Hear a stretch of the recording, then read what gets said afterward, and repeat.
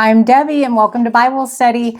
Today we are in chapter 28, and I have another one of those little segments here in the Bible that says diligence and laziness. And it says Proverbs makes it clear that diligence, being willing to work hard and do our best at any job given, is a vital part of wise living.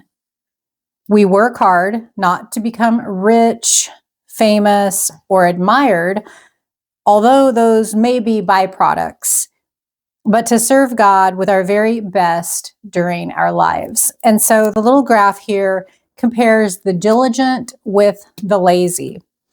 And I will put some of the scripture up here on the screen, but just a few. It says the diligent have abundant food. The lazy chase fantasies. The diligent stay awake and have food to spare, but the lazy love sleep and grow poor. Another one says that the diligent reap abundance through hard work, and the lazy experience poverty because of laziness. So, if you're ready to Bible study with me, let's go.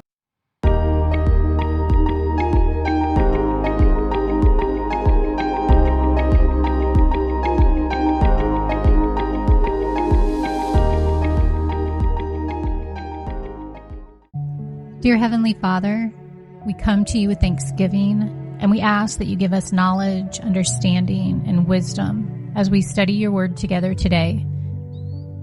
Do your work in us in your perfect timing, and help us to be sensitive to your leading in our lives. Give us a fresh insight, and let us leave today's study with a new perspective. In Jesus' name we pray. Amen. Chapter 28, verse 1. The wicked flee, though no one pursues, but the righteous are as bold as a lion. When a country is rebellious, it has many rulers, but a ruler with discernment and knowledge maintains order. For a government or a society to endure, it needs wise, informed leaders, and those are hard to find. It says it has many rulers, and that may mean that anarchy is prevailing. Each person's selfishness quickly affects others. A selfish employee who steals from their company ruins its productivity. A selfish driver who drinks before taking the wheel makes the highways unsafe. A selfish spouse who has an adulterous affair often breaks up multiple families. When enough people live for themselves with little concern for how their actions affect others, the resulting moral rot contaminates the entire nation. Are you part of the problem or the solution? Verse 3, a ruler who oppresses the poor is like a driving rain that leaves no crops. Those who forsake instruction praise the wicked, but those who heed it resist them. Evildoers do not understand what is right, but those who seek the Lord understand it fully. Because justice is part of God's character, a person who follows God treats others justly. Justice begins with concern about what is happening to others. A Christian cannot be indifferent to human suffering because God isn't. And we certainly must not contribute to human suffering through selfish business practices or unfair government policies. Be sure that you're more concerned about justice than merely your own interests. You can't claim to follow God and ignore your neighbor. Verse 6, better the poor whose walk is blameless than the rich whose ways are perverse. A discerning son heeds instruction, but a companion of gluttons disgraces his father. Whoever increases wealth by taking interest or profit from the poor amasses it for another who will be kind to the poor. If anyone turns a deaf ear to my instruction, even their prayers are detestable. So God doesn't regard our prayers if we intend to go back to our sin as soon as we get off our knees. When we forsake our sin and follow him, however, he willingly listens no matter how bad our sin has been. What closes his ears is not the depth of our sin, but our secret intention to do it again. God hears our intentions as clearly as he hears our words.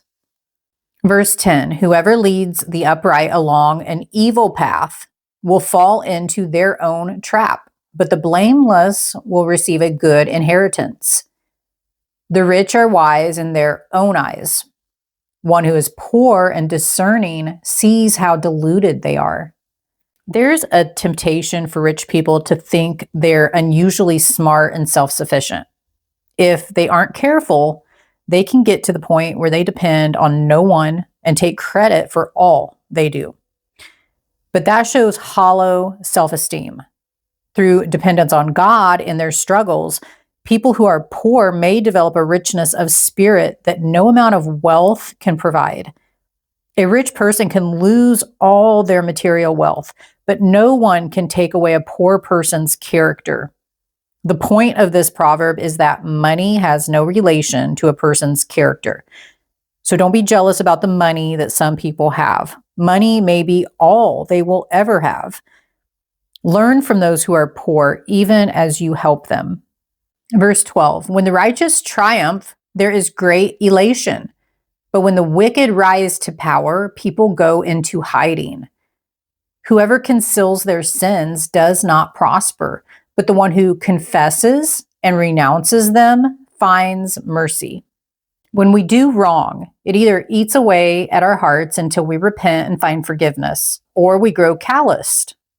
Unresolved sin weighs us down, so it's hard to move forward or focus on anything else. It may wake us up at night, distract us during the day, and add an unnecessary load to our shoulders. Concealing sin isn't worth it. The initial conversations and admissions are difficult, but they're crucial to healing, freedom, and moving forward. We can't control how others will respond to our confession, but we know God will grant us mercy and strength to overcome sin and walk in freedom from it. God doesn't want us to wait until we have everything figured out before we come to him. He wants us to come to him for help as soon as we realize we need it. He has the strength we lack, the forgiveness that we need, and the love we desperately yearn for. Something in each of us strongly resists admitting that we're wrong. That's why we admire people who openly and graciously admit their mistakes and sins. These people have strong self-images. They don't always have to be right to feel good about themselves. Be willing to reconsider, to admit you're wrong, and to change your plans when necessary. And remember, the first step toward forgiveness is confession. Verse 14, blessed is the one who always trembles before God, but whoever hardens their heart falls into trouble. Now, this proverb warns against stubbornness.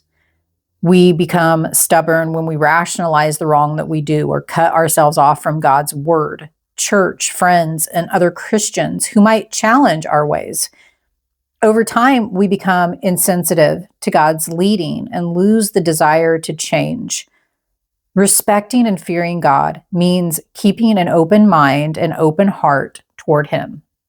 In verse 15, like a roaring lion or a charging bear is a wicked ruler over a helpless people.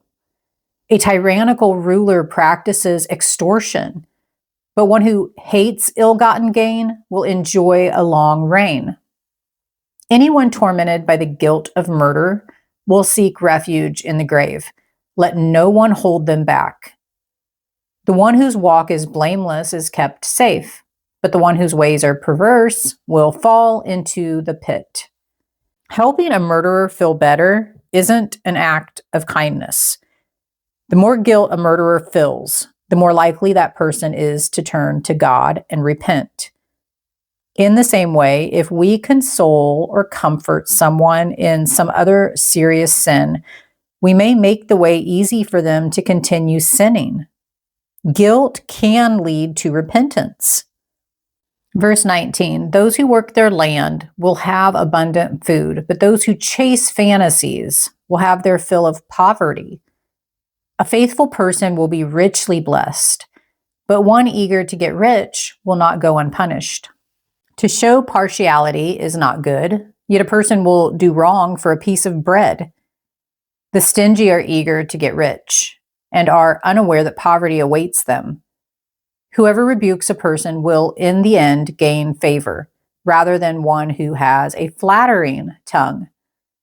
Whoever robs their father or mother and says, "It's not wrong," is partner to one who destroys. The greedy stir up conflict, but those who trust in the Lord will prosper. Those who trust in themselves are fools, but those who walk in wisdom are kept safe. Many people treat rugged individualists as heroes. We admire the bold, self-directed people who know what they want and fight for it. They are self-reliant, neither giving nor asking for advice. But what a contrast to God's way. No one can know the future or predict the consequences of their choices with certainty. Therefore, the totally self-reliant person may be doomed to fail, while the wise person who depends on God walks a safer and surer path. Verse 27, those who give to the poor will lack nothing, but those who close their eyes to them receive many curses. When the wicked rise to power, people go into hiding, but when the wicked perish, the righteous thrive. God wants us to identify with those who are in need, not ignore them. The second part of this proverb could be restated positively, like those who open their eyes to poor people will be blessed. If we help others when they're in trouble, they will often do whatever they can to return the favor. Plus, we have the satisfaction of making a difference in another person's life. Paul promises that God will supply all of our needs. He usually does this through other people. What can you do today to help God supply what someone needs? Piper Ann has joined me here. Piper, say hi. If you enjoyed today's Bible study, go ahead and click on the like button. Subscribe to the channel if you're new, and click on the next video. We will continue.